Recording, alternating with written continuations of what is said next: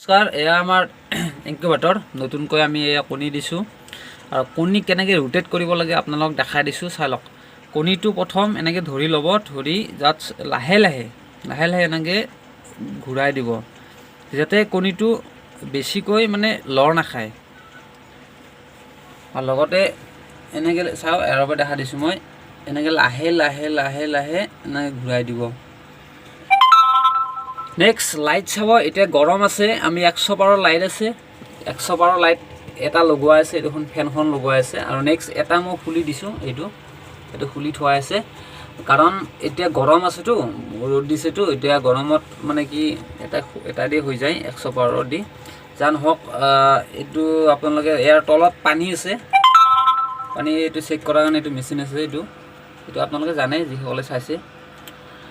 ৰোটেটটো মই দেখা দিছোঁ, ৰোটেটটো এনেকৈ এদিনত 3 টাইম কৰিব, তেতিয়া কণী ঠিকে থাকিব, এটাও কণী মিষ্টেক নাযায়।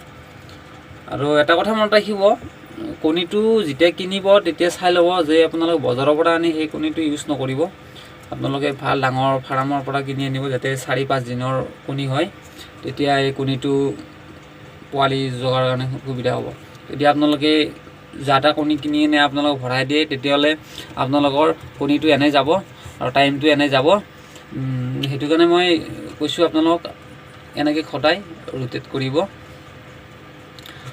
ৰোটেট কৰাৰ পিছত আপোনালোকৰ ধুনীয়াকৈ, আৰু এটা কথা মনত ৰাখিব, যদি আপোনালোকৰ লাইনৰ প্ৰব্লেম তেতিয়াহ'লে কিন্তু অসুবিধা হ'ব, কাৰণ অকল লাইন থাকিলেই নহ'ব, লাইনটো যাই থাকিব। তাৰ কাৰণে আপোনালোকৰ ইনভাৰ্টাৰ লাগিব।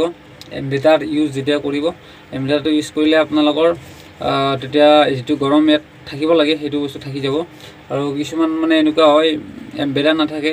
মোৰ প্ৰথমবাৰ কেনেকুৱা হৈছিলে, যেতিয়া মই প্ৰথম আনিছিলোঁ মেচিনটো ইউজ কৰিছিলোঁ, তেতিয়া মোৰ ঘৰত ইনভাৰ্টাৰ নাছিলে।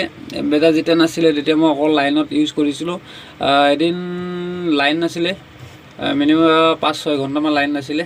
তাৰে পিছতে আপোনাৰ নেক্সট যেতিয়া লাইন নাছিলে তাৰে পিছতে বাচ্চাবোৰ ভিতৰতে মৰি গ'ল। যি নহওক, সেইটো কাৰণে যিটো কাম কৰিব আপোনালোকে গোটেইখিনি ক্লিয়াৰ কৰিব, তেতিয়াহ'লে আপোনাৰ লছ নহয়।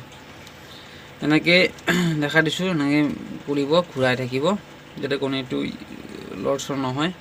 আৰু আপোনালোকৰ যদি কিবা এটা কণীটো দিয়াত এনেকুৱাকৈ ল'ব, যদি জাল আছে, এইটো বাঁহ দিছোঁ মই, বাঁহৰ খাটি বনাইছোঁ, এইটো 2টা মাজত সোমাই দিব, তেতিয়া বাকী ছাইডৰ কণীবোৰ নলৰে।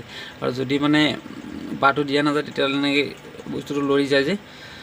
যি নহওক বাৰু, এইখিনি দেখালোঁ আপোনালোকক আজি, আপোনালোকে ভালকৈ চাই লওক আৰু লগতে চেনেলটো ছাবস্ক্ৰাইব কৰি দিব। ধন্যবাদ।